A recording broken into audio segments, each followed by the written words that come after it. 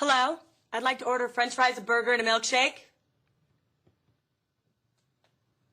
This is a library.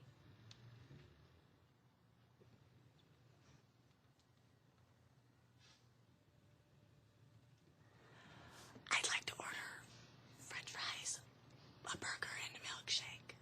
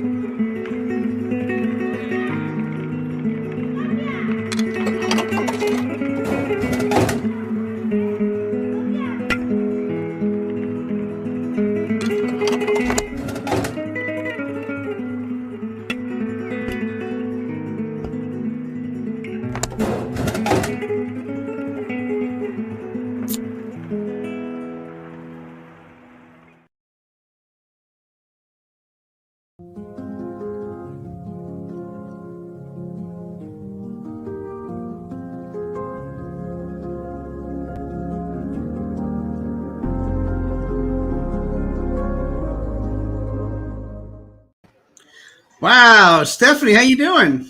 I'm doing really good today. How are you? Good. You look great in blue. You got the thing going on there. Great. It's blue, but I was kind of thinking the idea of like National Domestic Violence Awareness Month, so which is purple. I don't have a purple jacket, so this was I love this color. It's close to purple. I figured it would be good for the show. Well, I'm in Minnesota watching the Vikings game. There's plenty of purple here, so it's all good here. Wait, what are you doing in Minnesota? I had a presentation at the Mayo Clinic, and I'm doing a lot of work. I'm finishing my book. Not only you are going to be an author, I'm going to be an author too, and I'm filming a documentary on the Vikings and the mindset of positive thinking. So there's my buddy Charles, and we've been to a couple of games, and we actually saw a Frankie Valli concert because Robbie Robinson is one of our co-hosts, and we were cruising in the car, Robbie, a couple of days ago before his concert. I didn't know you were that cool, Steve. I am very cool. You didn't know that. You speak French, you're an author, you got all this stuff going on, you got a nice family. I could do some things too, But you got documentaries, you're like leveling up. I'm gonna have to catch up at some point. I know. That's why this show, Kicking Healthy Relationships to the Curb, is here every Wednesday from 5 to 6 p.m. And we've been doing this thing virtually for such a long time. We actually only did one show together, but every Wednesday we come together. And just for our new viewers out there, you're an author, you're an incredible clinician, but talk about your book a little bit. I wrote 2 books, both called Being Loved Shouldn't Hurt. One's a book, the other one is a workbook. And the book that I wrote is really all about my story of how I overcame the cycle of toxic relationships. But the idea is to not just share my story for me to share, it's to also inspire others for them to realize that they too can also heal from the cycle of toxic relationships, and that really the beautiful world that is out there available to them if they do the work.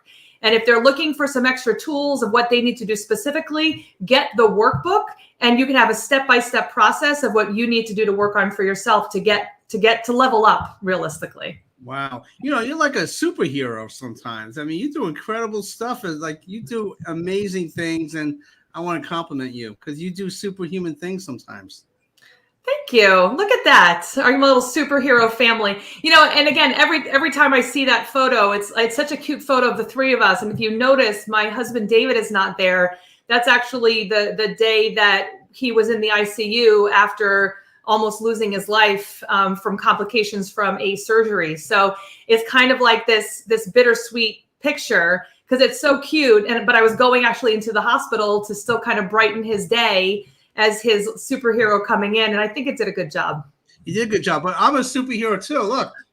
That's my son, the Batman. Yeah, Gotta have the Batman. I was checking out your son, and I had to get a Batman shirt just to represent a little bit.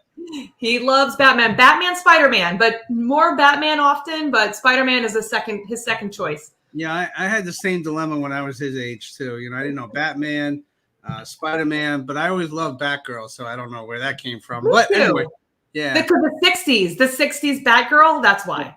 The 60s. And Catwoman. That's right. Well, you know what? And Catwoman. Wait, let's do a little age question here. Like, I have some questions here. I want to see if you match up with them because I think I'm a little older, but I want to see where you relate onto these things. So, Carmen, I pop those questions up.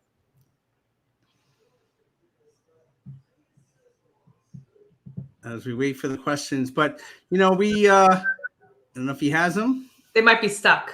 They might be stuck. There we go. Do you ever use cap guns? Yes. Okay. Home milk deliveries in glass bottles? No. But I had friends that did. Just my parents didn't do that. TV test patterns early in the morning? Yes. And they would shut down at some point too, I feel like. Okay, yep. Curb finders for your car? I'm not quite sure what that is. I didn't experience that. Don't they have that? That's like more recent, I feel like. Weren't they little things that kind of stuck out so you knew if you were close enough to the curb? I think so. We both experienced that. Stamp books and redemption centers. You collect stamps at all? My cousin used to collect stamps. I remember he did. You remember he did. So he must have been older. So he was older. Okay, so you didn't experience that. How about making a telephone call from a phone booth? Oh my gosh, in high school, that's how I got picked up from every event. And there was that commercial that was like trying to get the collect calls. And instead of saying your name, the guy calls and he said, had a baby, it's a boy. You remember that commercial? Yes. I would do that. Like, pick me up from the high school. Click. How about aluminum ice trays for ice cubes? Oh, yeah, definitely. Okay, Subway tokens. Yes. Oh, for sure. Do you remember Crazy Eddie's? Crazy Eddie. These prices are insane. There we go. Okay, we're going to skip a couple. Free road maps and service stations. Like before GPS, we had to get road maps, right? I remember when they were free. I hadn't thought about that in a long time. But yeah, they were free, that you had to purchase them, but they were available. So if you were lost, you'd go to the gas station to get directions. Oh, wow. How about cigarette vending machines? Oh, yeah. Mm-hmm. For sure. Okay. And how about the little Kodak throwaway cameras? Yes. Okay, so we are like not that far apart. But some of those aren't super old though. I mean, the disposable cameras, my first marriage, which was in 2007, we had disposable cameras all over the table so that people could take photos of the day. And it was before smartphones were really super popular. So that definitely happened. Not that well. I mean, 2007 really is way longer ago than I want to imagine. That's so way back in the day. I know.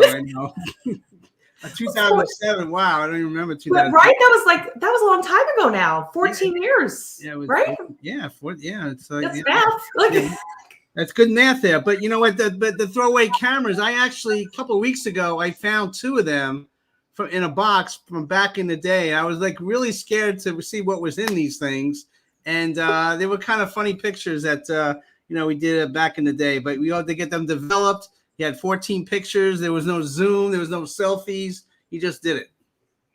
And you didn't know if anything was going to come out. Nope. So there'd be you'd pay for, getting your photos, and you get so excited to get to this, CVS or whatever, pick up your photos, and then you pick them up and they'd be like, you can't just delete it. You're like, I'm stuck with this. This is the face I'm making, I guess. That's right. Well, I love it here in Minnesota. I've been in the 10,000 lakes. I've not seen all 10,000 of them, but I want to build like a log cabin. So I went to IKEA yesterday and I bought all the materials to build a log cabin. And there they are. Do you think I could do it?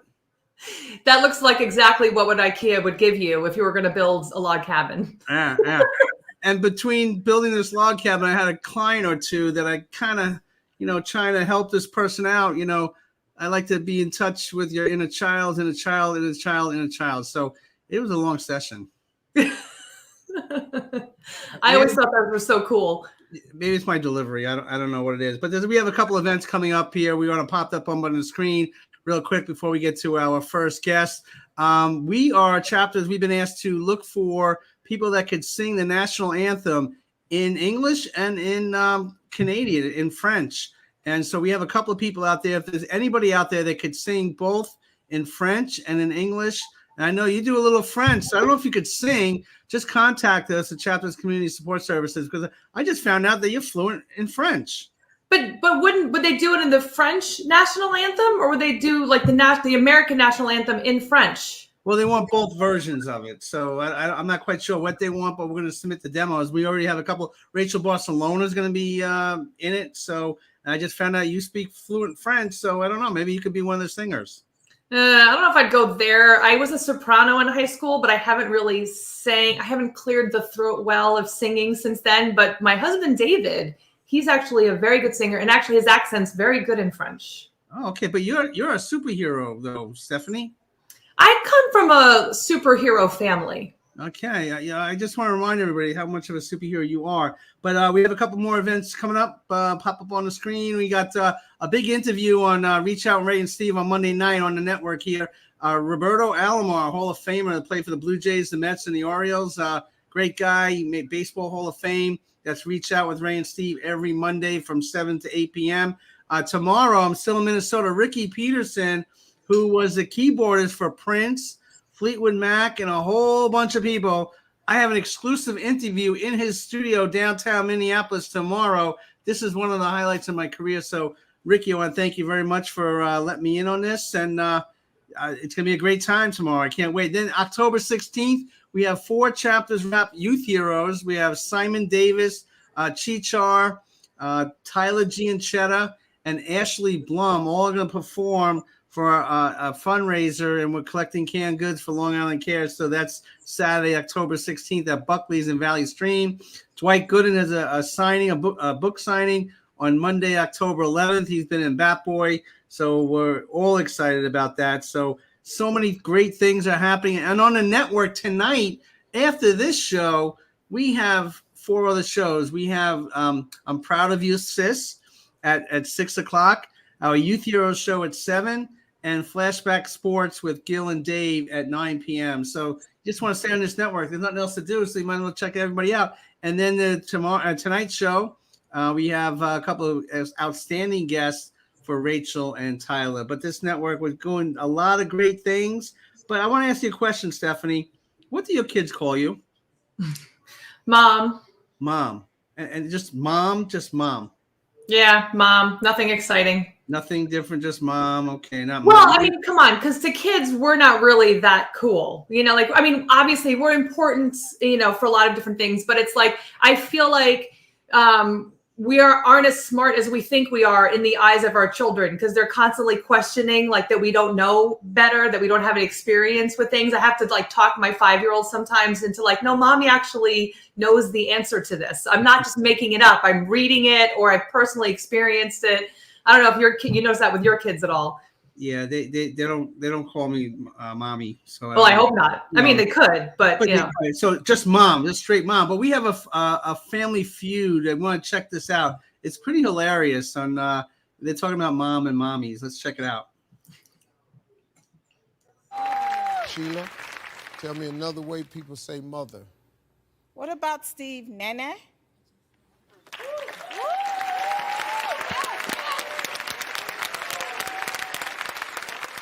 Didn't you say Nana? I did say that, Steve, yes. Nana. Uh-huh. And I said Nana. What is you saying? Stop clapping. What, is you trying to say it in Spanish or something? Steve. No, it's the same word. It's the same word? They're going to spell it Okay. the same way. E-N-A. You just can't go changing the inflection. And no can't be Okay. your answer. So I'm just, before you say no.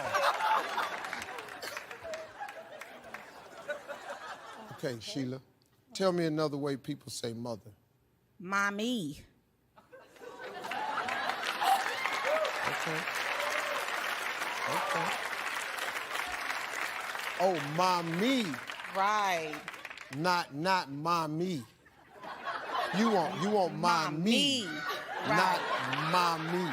Right. Oh, Got me? I see you. I feel you. That's hot. Okay, now let me ask y'all something. Y'all crazy.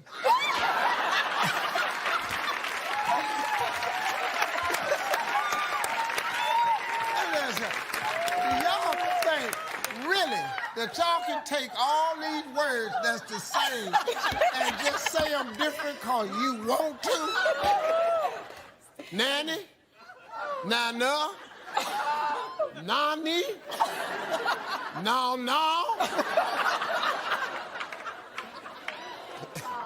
Okay, we got to go again. Okay. Tell me another way people say mother. What about mommy? Or we always say, mommy. Yeah, because see, that's different. See, like, look at me. Y'all stop laughing at this. This ain't, listen to me. See, watch how I do this. Mommy. See that? Mommy. Now watch this here. Mommy. Okay, hold up. Okay, now watch this one. Mommy. Here go another one. Mommy. Oh, mommy.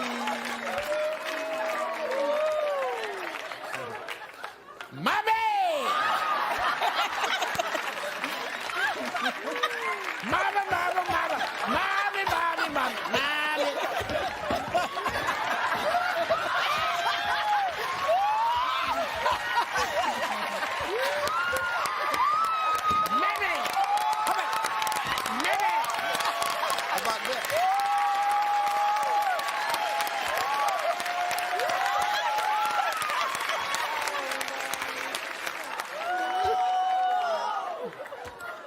Tell me another way people say mother.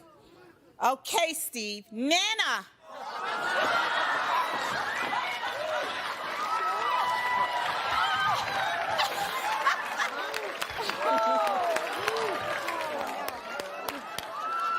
Here we go. Na na na na. Na na na na.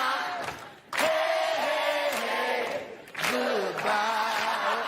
Na na na na. Hey, na na na na. Hey, hey.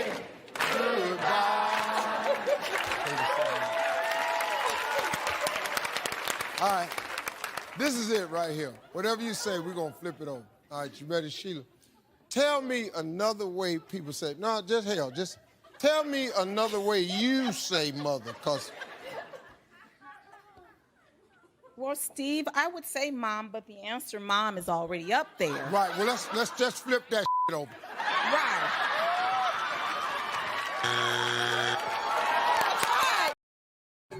I had to play that. That was too funny. She couldn't get unstuck from the one choice that she had in her mind. There was nothing else that she could figure out was the right answer. Right, and Steve Harvey is brilliant what he does, in Family Feud. We like to, have a little fun because we talk about a lot of serious topics all the time. And our first guest tonight, Victoria Farrell, she's driving to an event. She has a big event next week, and she has a program, Mission Helping Hands on Long Island, New York. And Victoria, are you there? Yes, I'm here. How are you today? I'm good. How are you? Good. So Victoria Farrell, she's on the board of Mission Helping Hands, and she's driving, so she can't be. We can't see her visually, so we're going to hear her. But Victoria, tell us about your program. So basically, we're based out of Long Island, and we're a nonprofit organization, and we have multiple events a year. Each event we donate to a different charity.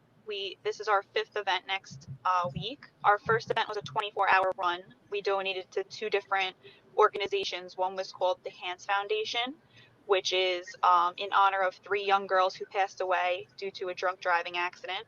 And it's basically a charity that's women empowerment, young girls, raising young girls that are maybe in a foster care or adoption agencies, stuff like that. And it was split with the Retreat, which is in Suffolk County, and it's a home for domestic violence. They provide support for women who are suffering in their families. They have counselors. They provide clothes and financial support for women that are getting away from their abusers. Our second event was a swim. Our founder, Jim Flaherty, swam the Golden Gate Bridge, and the proceeds for his charity got donated to a charity for adult autism. And then the next one was a Veterans Association fundraiser. It was at Malibu, the beach club in Long Beach, and it all got donated to the VA Stand Down. It's basically an organization that provides support for disabled veterans, homeless veterans, They provide haircuts, shelter, stuff like that. Last weekend, our fourth event was the pub crawl in Bayside, Bell Boulevard. We did a bar crawl with 6 bars, and all the proceeds got donated to the Coley Foundation. It's a firefighter who passed away in 9/11. We did it in honor of the 20th anniversary of 9/11. And then again, our last event is next week. It's a golf outing, and all the proceeds are donated to the Heron Project. The Heron Project is a national charity, and they support addiction, people with addiction and overdose awareness, and they just provide support to addicts, their families. They do a lot of great things, and it's in honor of my cousin who passed away and my best friend's brother who passed away from both of overdoses. So, Victoria, early in the show, Stephanie brought up the fact that it's Domestic Violence Month. And Steph, what do you think about the work that Victoria is doing?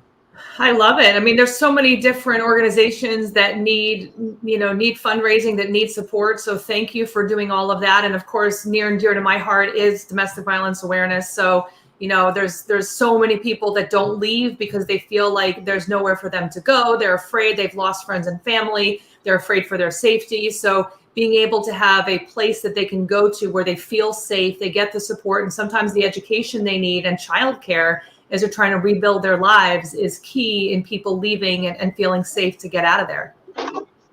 Yeah, definitely. And I met with the woman from the retreat. She came to our run and she spoke about everything they were doing. And it was really touching because, you don't realize all of the things that need to be put into it. It's not just getting out of the relationship. It's these women need help providing for their families. Some of them were stay-at-home moms and had to get away from their husbands. So they need to provide for their children, for themselves, the clothes, food, and they provide all of it. They provide counseling. They do a lot of great things over at the retreat. So we were glad to partner with them for that event. Yeah, during the pandemic, we gave out supplies and toys and books to several domestic violence shelters in the Bronx area. And it was heartbreaking because these are women trying to escape their abuser, but with their children, without any funding, without any support in the height of the pandemic, and all odds were against them. And I saw some determination and strength from these women. And Stephanie, I think the work that you do really connects with people, and you must see inspiring people each and every day as well. Oh, yeah. I mean, the people that had no say in anything in their relationships. And, just like you said, they left with the clothes on their back. And, some people live in their car for a while to just, so they can run off if they have to. Even myself, when I left my, abusive situation, I was the one who made the money, but since he was watching all of it, I had to put money to the side to save up in case I ever had to leave quickly. So I had an escape bag with a little bit of money that I had saved over months and months to be able to get out. And I know what that feels like to be in that situation. Luckily, I had a friend of mine that allowed me to stay at her house. She's like, I have monitoring devices all over, because I was worried for her safety too. But she let me come. But those domestic violence shelters are literally lifesavers for women and children who are leaving these types of relationships. Wow. And Victoria, not only do you have helped those women, but what satisfaction do you get to having these events and supporting others that are struggling in this challenging time? Honestly, it's just very fulfilling. I've lived a very lucky life. My family has been very fortunate. And I just always feel almost guilty that I have such an amazing life and everything is so well, and I see other people struggling so much, and I just want to help people. So it just makes me feel like I'm when you're, especially during a pandemic, which is really when Mission Helping Hands took off, is when I joined. And it was originally just our founder Jim a few years ago, and it kind of slowed down and stopped because of the pandemic. And during the pandemic, I went to him because, I work in mortgages. So when people were losing their jobs and stuff, my job was flourishing. Our company was, the busiest it's ever been in history because of how low the rates were. And it was just almost like you saw everybody struggling so much, and as you're successful. So it's what can I do to help? At this point, I just feel so guilty not helping other people. So that's really why we did it, and we thought about it. And every charity that we donate to, we have a connection to somehow.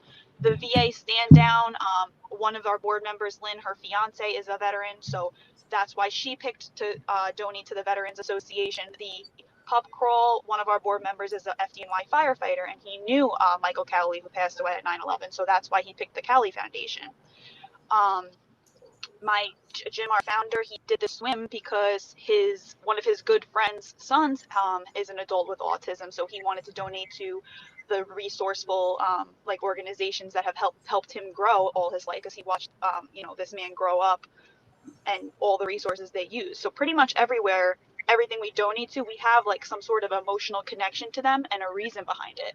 And the Hans Foundation we donated to for the 24-hour run, he's actually Warren, his daughters who passed away in the crash, he's an appraiser that we work with all the time. So he's like a friend of ours, a coworker of ours, and he had started the foundation in honor of his daughters. So that's why we wanted to pair with him, because we know him and he's dear to our heart. The golf outing, addiction runs in my family terribly. A lot of my family members struggled with addiction for years growing up for me. Unfortunately, my cousin, lost her battle to addiction and she passed away. She overdosed a few weeks before her 21st birthday. And my best friend Alexis, the same with her brother, he was 21 and passed away. So the reason why I selected the golf outing for me, for the Heron Project, was like, I didn't want anybody else to go through like what my family and Alexis' family had gone through. So for years, since my cousin passed away, she passed away in 2015, I've just been wondering, like, what can I do to help? Like, what can I do to do something about this? Like, how do I spread the word? When she passed away, I was very young. I was 17, and no one in my age group really understood what like addiction was or overdose was. And, kids will go into a bar and try drugs and get hooked, and that's how it happens. So if you don't spread awareness, this can happen to other people. So that's why I really wanted to spread the word with the golf outing and get the word out there so nobody else has to deal with, what my family dealt with. Wow. When you have personal experience, and I feel badly that you've gone through that with your family, and, must have been traumatic and challenging. However, when you have personal experience, it makes the passion to do what you want to do even stronger. And I think for me, and I know for Stephanie too, we draw from those experiences. And I think without those experiences, it'll be harder to help people in the future. Do you see it that way, Victoria? Do you see that, and maybe it's not too far removed, but do you see those experiences that you've gone through that could help you now and later in life as well? I definitely think that what I've gone through shaped me into the person that I become. Like, everything that's happened in my life, I wouldn't be the person I was today if the things didn't happen. Struggles and heartbreak and devastation and loss, all of that made me the person I am today. And I don't think if I went through what I did, like, I don't think I would be doing what I'm doing right now, because I would just not really understand loss. Right now, I see all the positive in my life, but I think the reason why I see things so bright is because I saw things so low. Like, I saw how terrible things were. Like, I was, so upset when my cousin passed away, when she was struggling and stuff like that. And I think the reason why I'm so passionate about it is because even though my life is great right now and I'm so blessed, like, at that time, I felt like my world was collapsing. And I think if you have like a passionate interest in something, then you work harder. Like, for this golf outing, it's a lot of work and it's a lot of stress. And I've been, blood, sweat, and tears being put into it. And I don't think I would have the passion and be working as hard if it wasn't for a reason like this. And I think it's important for people that are doing events like this. Like, this was really our first year of events, and each event we had, like, someone was so passionate about that we put our all into it to make sure it was the best that it possibly could, because it meant something that was so much more than just, a fundraiser to us. Right. Steph? Well, I was going to say, I agree. I mean, because I remember thinking to myself when I was younger that I wanted to help inspire people. And so, that was teaching for a little while. And I didn't realize at the time that my life experience of being in a domestic violence situation, experiencing all of that, was going to bring me to a place of inspiring on a level that I could only do because I overcame that experience. And so for you, even though, you know, it didn't directly happen to you, the feelings that happened because your cousin passed away is a direct response to trauma still. So of course you'd be more motivated and inspired because someone that you love deeply, cared deeply about, lost their battle. So you see such a completely different perspective because you saw how hard it was for her and the family to deal with it. So when you're, you know, blood, sweat, and tears for something you're passionate about, you're going to work way harder because you empathize with the people who are currently struggling. Yeah, definitely. This is Kick on Healthy Relationships to the Curb. That's Stephanie McPhail. I'm Steve Vaccaro. We're here every Wednesday from 5 to 6 p.m. And we're on the line. We have Victoria Farrell, who's on the board of Mission Helping Hands, and they have a major event, golf outing next Thursday. Talk about specifically this event, Victoria. How can people jump on board? How can they donate? How can they support your cause? So we do have the link to the link tree. It's scrolling across the screen. I see it. You can click when you go to the link tree. You can click donate to the golf outing, and you can just you know, monetary donations are being accepted through the GoFundMe. We are almost full with the foursome. So if anyone is interested in golfing, we have, I think, one foursome left that you can contact me. You can message me on Facebook, Tori Farrell, that you see this. You could call me. My phone number is 516-830-1814. All the information to get in contact with us is also through the link tree, but, you know, it's next Thursday, so spots are very limited and cutting down to the end of it. So, you know, contact me directly if you do want to purchase anything. We have sponsorships also, but that's due tomorrow because we have to order the signs. But if you guys can't make it, you can always donate to the GoFundMe. We have a lot of raffles going on. Islanders tickets, Islander jersey, Hermes bracelets, a bunch of different things. And a bunch of companies have been extremely generous to donate to us. So it's going to be awesome. And I know, you guys are going to be broadcasting from there, so everyone can watch the raffles and all of that stuff when you guys tune in. Yeah, I'm very excited. Next on the 14th, right before, but after the golf and before the dinner, we're going to do a live show from 5 to 6 next Thursday. And Victoria, you'll be there, and there'll be a lot of great people. I'm sure Jim and so many outstanding people. And I think when great things happen, great people are right there to support it. And you're a great person. And another great person is Bob D'Amato. He's been a dear friend of mine for many years now. He's a great, talented musician, but more important, he's a great, he loves people. He loves to give back. I want to thank Bob so very much for linking us up here. Yeah. What's your thoughts about Bob, Tori? I love him. He's my my uncle, and I love him so much. As soon as he heard everything that was happening, he told me he would connect me with you. He's been trying, because he's a musician. He sings at a bunch of restaurants and stuff. He's been trying to get some donations for raffle tickets, for gift certificates and stuff. He's been such a great help, and I'm so thankful that he got me on the show today, and I'm really excited. I'm so happy and thankful. Yeah, Bob, when we've been doing a lot of fundraisers here in the tri-state area, when I call Bob or text him, he just says where and when. He doesn't ask questions. He doesn't ask for anything. He's a beautiful soul. And I know he's your uncle, and your aunt had recently gone through some medical challenges, and he's been right there by her side. And he's such a great guy, and I could see what a wonderful family you have. Thank you. Yeah. So, Tori, one more time, how can people get a hold of you for this event next Thursday? You can, click the link tree bio on the link underneath that's scrolling. The link tree, you can donate if you are interested in golfing. We have very, very limited spots. You can message me on the Facebook page that this is linked to. You tag me in the post, or you can call me or text me. My phone number is 516-830-1814. Right, and we're gonna, after this show airs, it's gonna be on cable next week, and we'll continue to share this show so that if people want to donate, they can reach out to us too on the network, and we'll get that money over to Mission Helping Hands. What a wonderful job that you guys are doing. God bless you, Victoria.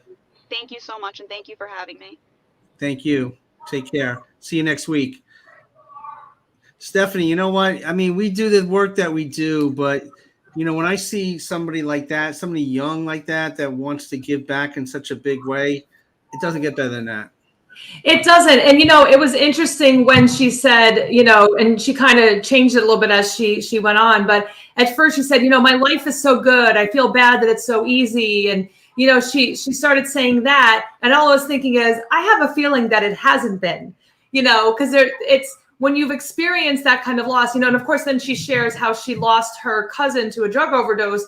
It wasn't easy. But I think that she's right. Once you have experienced that kind of traumatic event, I saw things differently. And it sounds like she saw things differently. We can become, I feel like there's kind of like two people, and tell me what you think, Steve, but there's like the people that become angry and bitter, and, and then there's the people that really step forward and say, you know what, I'm going to use this for good. No doubt. For the longest time, that's how I thought. Whatever experience I go through, it's just a matter of dealing with it, coping with it at that moment. But then how do I use it to help others so other people don't go through that similar thing, or to help them or empower them to cope through an event or a traumatic experience. So, life is short. There's no time to wallow. There's no time to self-pity. I mean, you could have like a little pity party, for an hour or two, or a couple of moments. But then you got to turn around and help, because Stephanie, you're turning things around based on your experience, and day after day, you're helping so many people out there and raising a family. So, I mean, the work that we do, the work that Victoria's doing is a blessing. And we have outstanding guests that come on this show each and every week. I know Teresa just chimed in. She does great work. She has her own show. Teresa, thank you for tuning in, and we'll have to get you on the show one day. But we have outstanding guests in the weeks ahead. And I want to thank you, Stephanie, for arranging everything that you do. Thank you. And, this is, if nothing else happens, but that even just one person is inspired to change their life, then this show is completely worth it. Because the reality is that we can do so much good when we see the possibility of that. When we stop thinking about what happened, the experience, and we start, exactly like you said, Steve, we start using that to our advantage. I don't have anger towards the experience I've had in the past. I don't. They happened. I wouldn't want to do them again. Don't get me wrong. Right. But they happened. And now that made me who I am. And now I get to help all these other people because I had that experience. So I'm grateful that I'm here and that I can share that with other people. No doubt. And before we bring on our next guest, we have it's October 6th. We have this day in history. So we could transition to our next guest. But I've been in Minnesota, and before I came, I always like to structure young people's leisure time sometimes. Sometimes they can't get to a game because of funding. Sometimes they're in a shelter or in a foster care system or in a Boys and Girls Club. So before I came, I was able to get 100 free tickets for the Minnesota Twins last Tuesday night. And we gave it out to the Mayo Clinic, which is a major hospital here in Minnesota, to the Boys and Girls Club in the Twin Cities, from Anoka Community Mission Program that is right here, and for a program called Achieve, which does amazing work. These are local agencies here in Minnesota that majority of their folks with disabilities or in foster care have never been to a baseball game. So I got these tickets secured. We got 100 free tickets. Those are all the staff people. I want to thank the Minnesota Twins. I want to thank all those staff people from those different agencies for setting up such a great time and really brighten those kids' lives for years to come, because I always remember going to my first baseball game, and going to those outings are very important. And all the work that we do, we can't forget to teach our young to have fun and to create memorable moments. Mm-hmm. Agreed. You've got to give kids a reason to be inspired. And when they've had that kind of experience, they need that. That's right. Well, before we bring David on, it's this day in history. We have a little video, and then we'll bring David on, and he'll share what he has in store right now.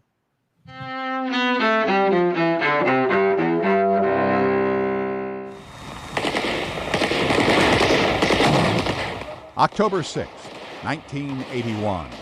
In Cairo, Islamic extremists assassinate Egypt's President Anwar Sadat while he reviews a military parade.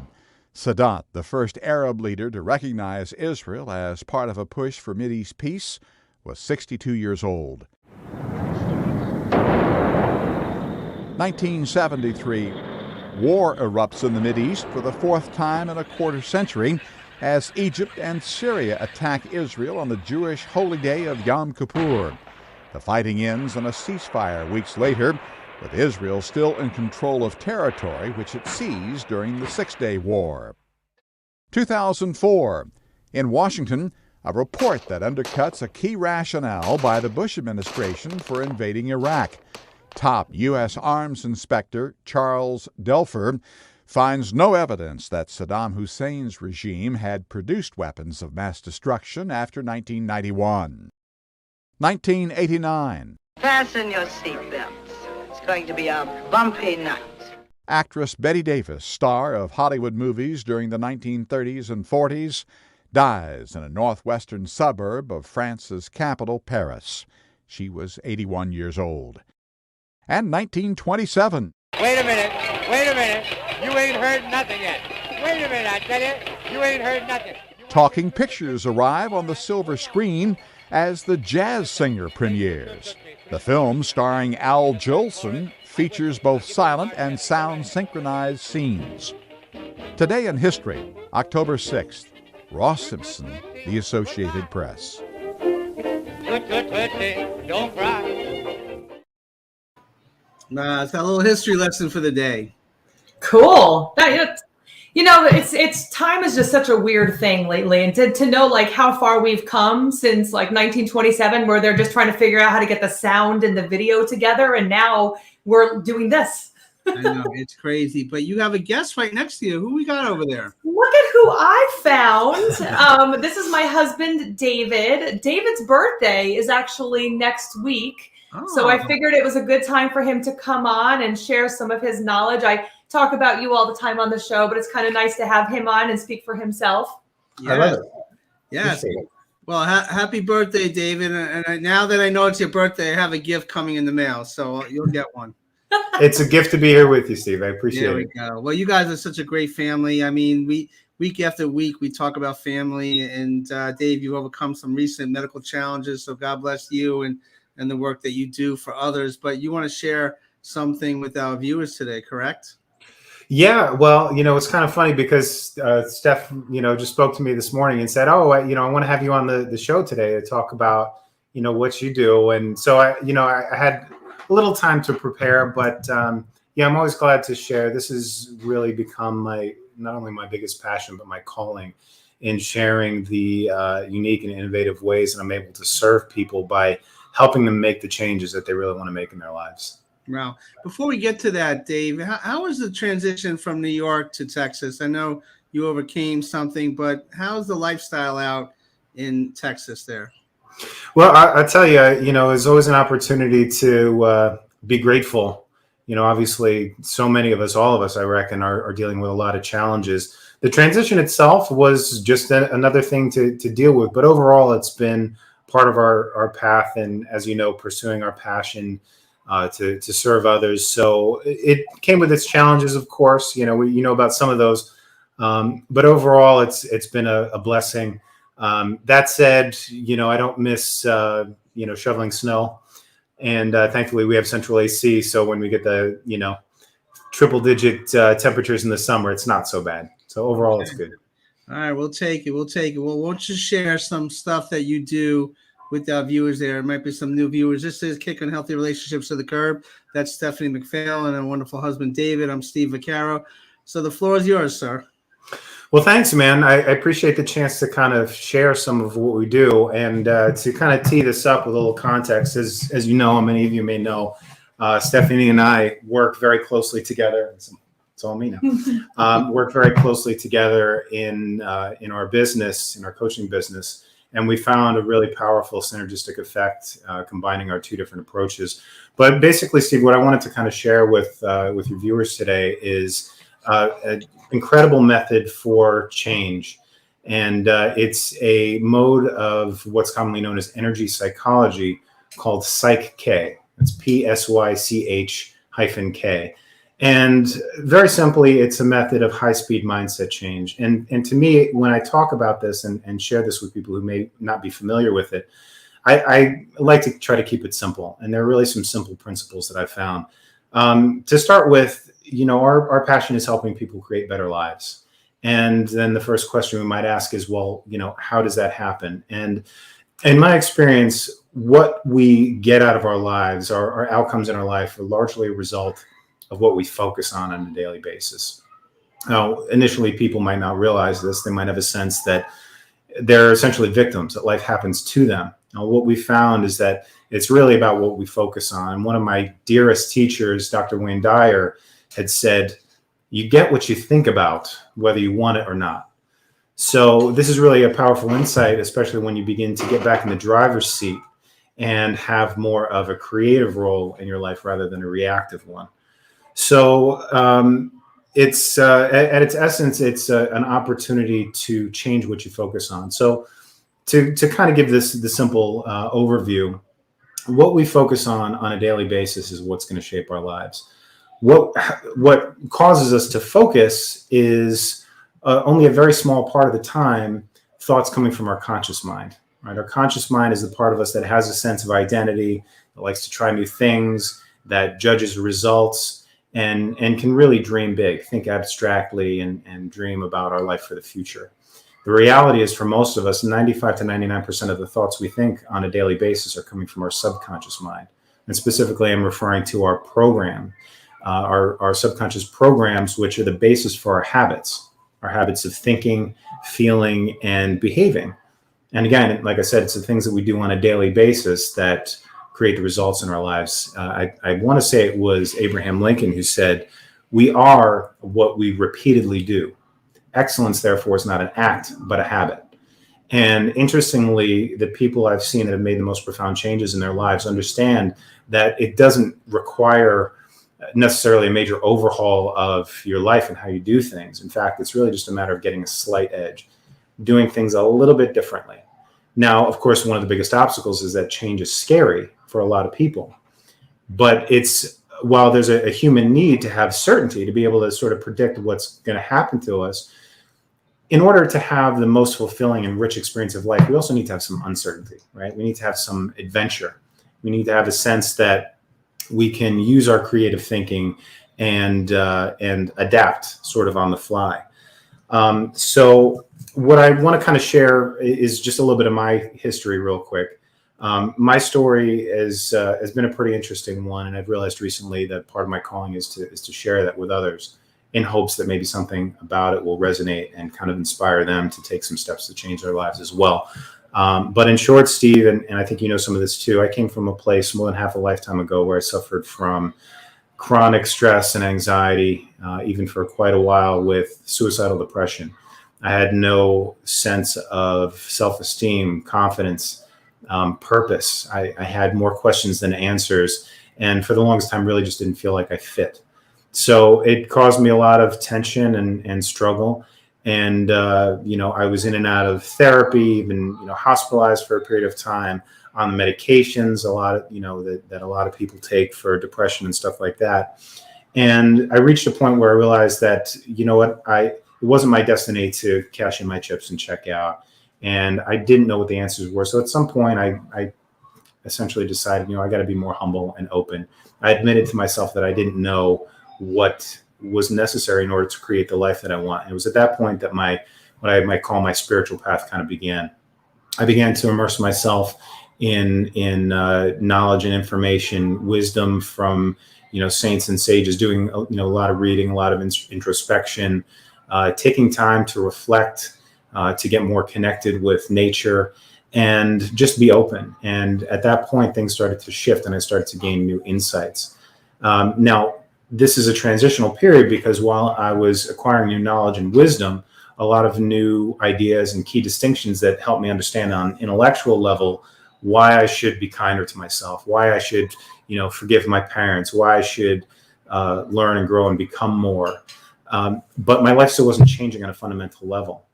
And it occurred to me at some point that though very often we try to create the life we want by controlling things more, by getting better at doing things and, creating this formula, like if I get, the perfect partner, the perfect house, the better job, A, B, C, X, Y, Z, then I'll be whole, peaceful, and happy. And what I've realized is that that's kind of putting the cart before the horse, and it gets us wrapped up in this perpetual chase. And it's a common spiritual understanding that the equation is actually backwards. When we achieve wholeness, peace, and a abiding sense of self, then the other stuff starts to show up.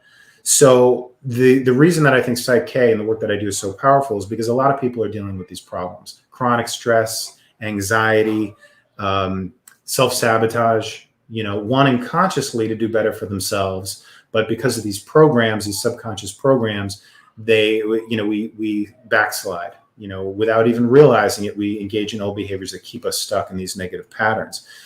And while I'm all for whatever works, you know what I mean, and dealing with a problem on the level where it exists, one of the common methods to feel better and try to change your life is traditional talk-based psychotherapy. Of course, you're very familiar with that.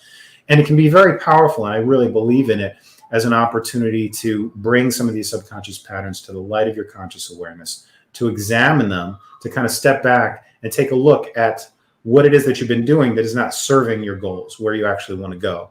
But what I found is the problem with many of these modalities, including therapy, is that they don't necessarily give you the tools to change. You can get a lot of understanding into why you're screwed up and why you should change your life.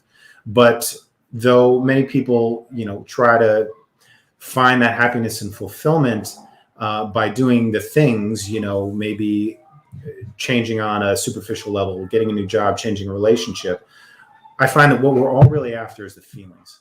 These are the end results. And what are the feelings that we want? I mean, let me ask you if I can, Steve. What feelings or states of mind do you associate with a good life? Like if you had to summarize some of the feelings that you want, that people want, what is it that they really want? Peace, security, being able to happiness, but also health, and being around family and loved ones, and being able to be there for them and them to be there for yourself as well. 100%. You hit the nail on the head, man. I couldn't agree more. And it took me a while to realize that, because I was raised in a culture that said, work hard, give a firm handshake, look people in the eye, work harder than your coworker. And I didn't really, as a young child, didn't get the influence and the inspiration to kind of think beyond that. But I've totally found it. And of course, I'm incredibly blessed and grateful to have found a lot of those things, that peace of mind, that sense of self, the connection with something bigger than myself, a sense of passion and purpose. And again, the reason why people get stuck is because these subconscious programs are created at a very young age, usually birth, or some even say conception, through about age 5, 6, or 7, when we're in a theta brainwave state, almost hypnosis. We don't have differentiated consciousness. Our job is just to download who we are, the ideas about who we are and what the world is like, generally from our primary caregivers, parents, peers, friends, church, education, and so forth. And a lot of the times, of course, we inherit programs from our parents. Like they say, the apple doesn't fall far from the tree. This obviously perpetuates these generational cycles, and that's why we see cycles like abuse continue throughout generations. So whether it's from the initial programming, right, or instances in our lives where we experience heightened emotions, right? Very often that's in a traumatic situation, something really awful happens to us. These programs get created, and in a sense, it creates a groove in the mind. I think that's kind of where the term being in a rut comes from, because it creates a groove in the mind, a pattern that our thoughts habitually tend to flow through. And as we think, that leads to how we feel leads to how we behave, and this all creates this cycle. So again, the problem is when people get stuck in these negative cycles, beliefs like I'm not safe, right? I can't trust people. I'm not worthy enough. I'm not capable. And these keep us in survival mode, fight or flight mode. It causes chronic stress, which has a whole litany of different negative consequences, not the least of which is chronic physical illness. So again, what we focus on is really important. And essentially, Psych K is a simple and elegant, user-friendly way to access the subconscious level of the mind, the storehouse for our attitudes, values, and beliefs. And through coaching with me, we get clear on, for a moment anyway, where it is that you're at, but more quickly we'll turn to where is it that you want to be. It's brilliant because unlike traditional therapy, you don't have to dig through all the old past pain and trauma, presuming that insight alone is going to be effective for change. So we access the subconscious mind, and with a very simple process can replace those disempowering subconscious beliefs with positive ones, and the results are profound and foundational. You can eliminate chronic stress and anxiety and have more of that peace. You can eliminate self-sabotage and really begin to create the foundation for attracting the life that you really desire rather than chasing it. So David, I mean, you mentioned about overcoming challenges when you were younger, and you know, I certainly connect with you because I had to overcome challenges when I was younger too. Sure. And I guess the answers I gave before, I was always looking for that peace and happiness and connection when you're a kid, and throughout your journey, you get bits and pieces of it. But where you're at now, do you feel what you've gone through before, where you're at now, you're a stronger person now that you could now go out and help the people that you do through the program that you're talking about right now? Yeah, 100%. And the key thing is, while years ago I might have wished things were easier, wish I could just forget about all those painful memories. Psyche acknowledges that the adversity and challenges we face in our lives have lessons to teach us. It's an opportunity to evolve our consciousness. So that said, yeah, I still have memories of all the past garbage that I've been through, but I'm no longer tied to them by the emotions that happened when I went through it. So yeah, it's really an opportunity to free your mind. And for a lot of people, it's really powerful because they haven't been able to tell their story. They haven't been able to find a voice. And this really sets you free to be a lot more in alignment with your true potential, which is so powerful. And my feeling is it's really what we need worldwide right now. No doubt. I mean, it's a wonderful work that you're doing. How can people, I know they can get a hold of Stephanie, but how can people learn about specifically what you're doing, and how can they follow you on social media and things so that they could fully understand the path that they could possibly take through the program that you're talking about? Thanks for asking, Steve. I appreciate it. And Steph will tell you, and she's pointing to the time, like, I'll go on for hours if you let me, because I'm so passionate about this. Really, probably the best way to get in touch with us is to go onto our website, www.beinglovedshouldn'thurt.com. There's information on Psyche there as well. I also recommend a great resource, which is the Psyche Center International website, which is www.psych-k.com. That's www.psych-k.com. You'll find me listed on there as a preferred facilitator. A lot of really great information. And what we've been able to discuss today is just scratching the surface. I could go on, for hours about the profound implications of doing this change work. But at the end of the day, it's an opportunity for you to fast forward emotional healing, feel better viscerally now, get the stress out of the way so you're better capable of dealing with the stuff we all got to deal with, and not get stuck in those cycles that keep us in depression and pain. Right. Well, that's well said. And, you guys are like a dynamic duo in the work that you do. So I'm just thankful and blessed that we see each other week after week, and you guys continue to do that outstanding work, and you're role models to so many. And thank you, Dave, for sharing a little bit. We'll have to get him back on, Steph.